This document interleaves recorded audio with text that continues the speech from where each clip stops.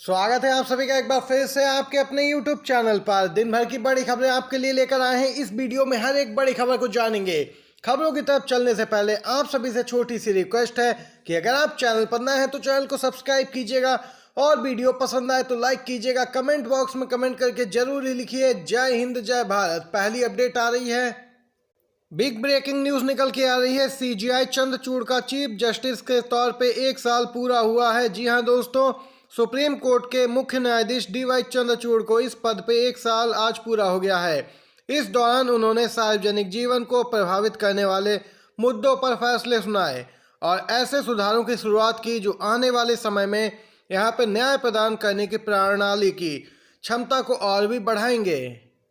गौरतलब है, न्यायमूर्ति चंद्रचूड़ का कार्यकाल अगले वर्ष नवंबर में पूर्ण होगा। इस दौरान यहाँ पे दोस्तों आने वाले समय में वह कई अहम फैसले भी देने जा रहे हैं, जिसमें 370 चुनावी बॉन्ड आदि जैसे कई महत्वपूर्ण फैसले शामिल हैं।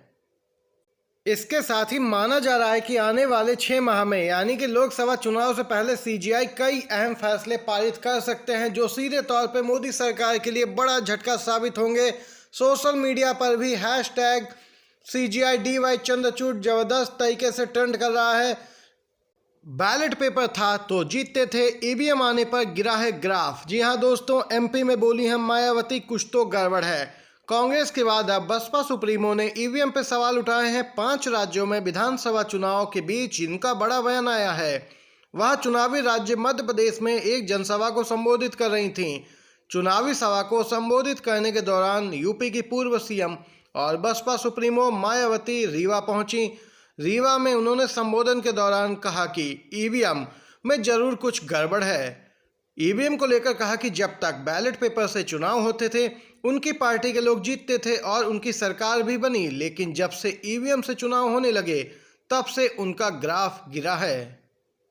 मायावती ने EVM पर सवाल खड़े करते हुए कहा, इस बार जो असेंबली का चुनाव हुआ उसमें हमारा रिजल्ट बहुत खराब आया था यूपी में, लेकिन इसकी वजह क्या है ये आप सभी को समझना होगा। देख सकते हैं उन्होंने कहा कि बैलेट पेपर से चुनाव होने चाहिए, EVM से चुनाव होते हैं, इसीलिए BJP जीतती है। बड़ी बात कही है पूर्व CM मायावती ने। आप लोग सहमत हैं या नहीं दोस्तों? अगर सहमत हैं तो लाइक कीजिएगा वीडियो को। अगली अपडेट आ रही है, पूर्व राज्यपाल सत्यपाल मलिक ने किया ऐसा ट्वीट, मचा हड़कंप। 5 राज्यों में विधानसभा चुनाव, दूसरी तरफ सत्यपाल मलिक लगातार कई खुलासे कर रहे हैं। इस बार उन्होंने एक ऐसा ट्वीट किया है जिसके बाद मोदी सरकार बैकफुट पर आ गई है।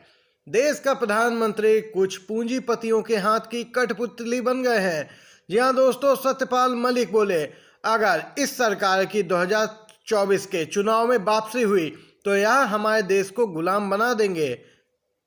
सत्यपाल मलिक ने इसके साथ यहां से देशवासियों से अपील की है और लिखा है, मेरे प्यारे देशवासियों, अगर देश बचाना है तो मोदी को हराना होगा। ये बात कही है सत्यपाल मलिक, पूर्व गवर्नर हैं।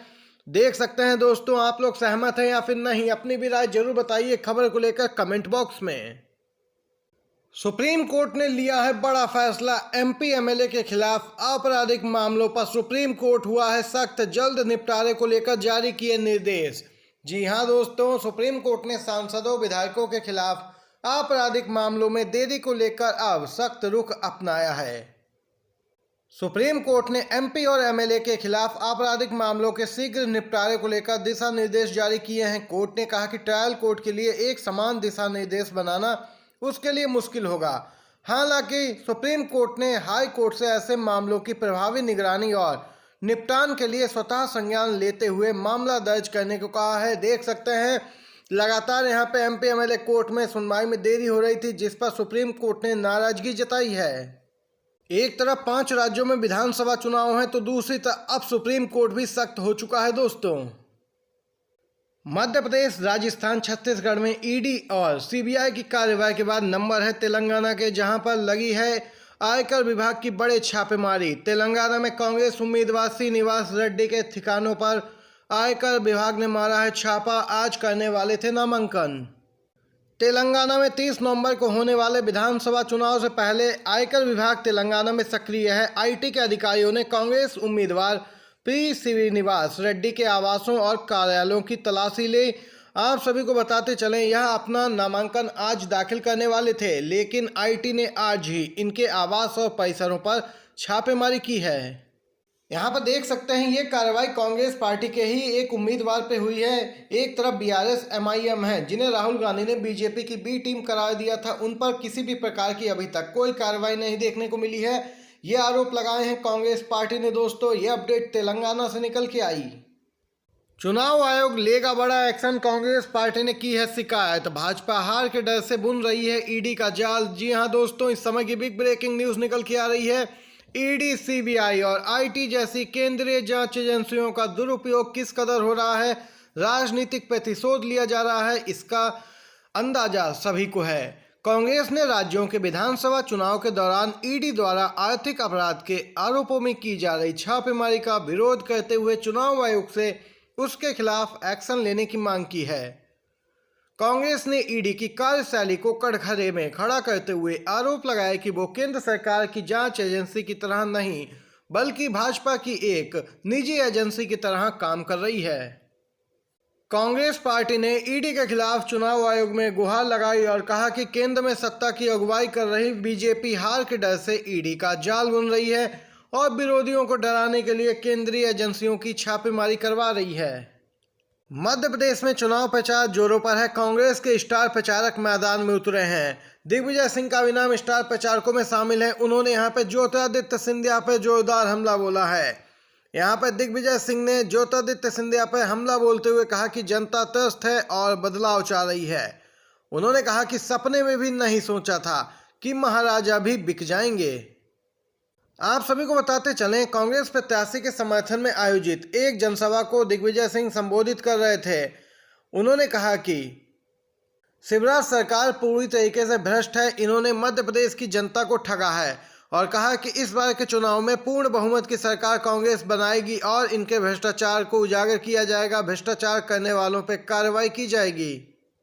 वहीं इसी चुनावी सभा में सीओपुर बीजेपी के 2 पूर्व जिला अध्यक्षों सहित सैकड़ों लोगों ने कांग्रेस का दामन थामा। चुनावों के बीच हलचल मचा और भाजपा को ये बड़ा झटका लगा है। दोस्तों, ये इस समय की अपडेट निकल के आई है। दोस्तों, आप लोगों के मुताबिक कौन जीत सकता है मध्य प्रदेश में, कांग्रेस या बीजेपी? जरूर बताइए अपनी भी राय। एक और अपडेट आ रही है।